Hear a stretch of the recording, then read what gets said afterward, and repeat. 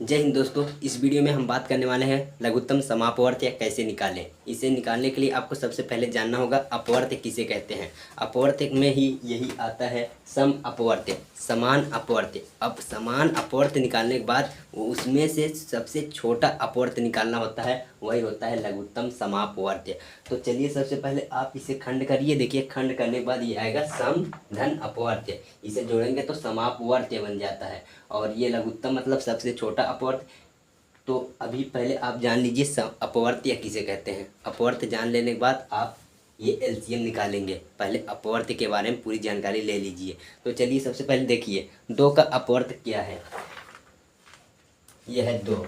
दो का अपवर्त होगा जो इस संख्या से जितने भी संख्याएं विभाजित हो जाएं वे सभी संख्याएं इस संख्या के अपवर्त कहलाते हैं। जैसे दो से विभाजित कौन सा होगा, ये दो खुद ही हो जाएगा। 4 होगा, 6 होगा, 8 होगा, 10 होगा, ऐसे ही 12, 14, 16, ऐसे ही इसके जितने भी गुणज हैं, यानी गुणा के रूप में आप पढ़ते हैं ना, 2 दूनी 4 दूनी 8, वैसे ही ये चलता चला जाएगा। देखिए चलता चला जाएगा और जितने भी संख्या होंगे ये सभी इस संख्या के अपवर्त है। ये होंगे अपवर्त, ये जितने भी संख्याएं होंगी यही होंगे अपवर्त। आप देख सकते हैं ये जितने भी होंगे, जैसे इधर 12, 14, 16, 18, 20, 22, 24, ये सभी अपवर्त होंगे किसके, दो के। अब यहीं पर अगर देखिए, अगर यही 3 होता, 3, तो 3 का अपवर्त क्या होता, 3 का अपवर्त होता 3, 6, 9, 12, 15, ऐसे ही होता चला जाता है। ऐसे 24, ऐसे ही आ जाता 33, ऐसे ही ये चला आ जाता। यानी 3 से विभाजित होने वाली जितनी भी संख्याएं होंगी, जितनी भी संख्याएं होंगी वो सभी संख्याएं इस 3 की अपवर्त कहलाएंगी। यानी ये है अपवर्त। क्या है, 3 के अपवर्त कौन कौन से हैं, ये सभी 3 के अपवर्त हैं। अब यहीं पर आप देखिए इनमें से आपको कौन कौन समान दिखाई दे रहा होगा। अभी आप अगर इसे बढ़ाते तो कितना आता, यहाँ पर हो जाता 12, यहाँ पर आप बढ़ाते तो ये हो जाता 14, ये होता 14, ऐसे ही बढ़ता चला जाता। देखिए अब आप यहाँ पर देखिए, अगर यहीं पर बोल देता अब 2 और 3 का अपवर्त है, ये 2 का हो गया अपवर्त और ये हो गया 3 का। अब देखिए यहाँ पर क्या लिखा है, सम अपवर्त। अपवर्त ये है, ये 2 का अपवर्त है, ये सभी 2 के अपवर्त हैं और ये 3 का अपवर्त है। अब यही बोल दे 2 और 3 में जो समान अपवर्त हों, देखिए कौन से हैं अपवर्त, ये सभी अपवर्त हैं, ये भी अपवर्त हैं। इनमें से कौन समान है बताइए।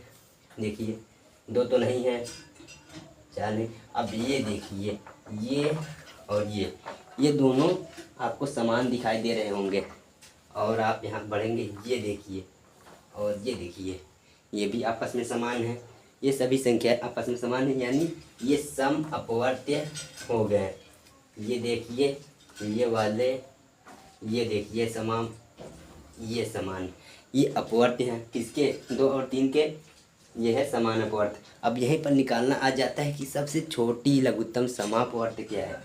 अब सबसे छोटी 2 और 3 की लघुत्तम समापवर्त क्या है, 6, 2 और 3 की।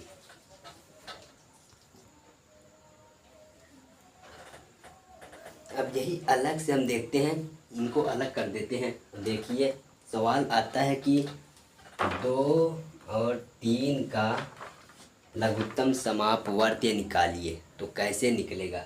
आप देखिए 2 और 3 का लघुत्तम समापवर्त निकालने के लिए आपको करना क्या है, आपको ऐसे और ऐसे करके लिख लेना है। ये आपने कर दिया। अब आप यहाँ 2 से शुरुआत कीजिए, 2 से भाग दीजिए। सबसे पहले 2 से कट जाए, 2 के नम 2 और ये 3 नहीं कटा, आप इसे उतार लीजिए। अब यहाँ पर 2 से कोई नहीं कटेगा, आप यहाँ 3 से शुरुआत कीजिए। अब ये ख़त्म हो गया, ये कहानी ख़त्म। 3 का नम 3। अब कितने संख्याएँ हैं, ये ऐसे लिख लीजिए, 2 गुणे 3। तो आप 2 और गुणे 3 करेंगे तो कितना आएगा, 6।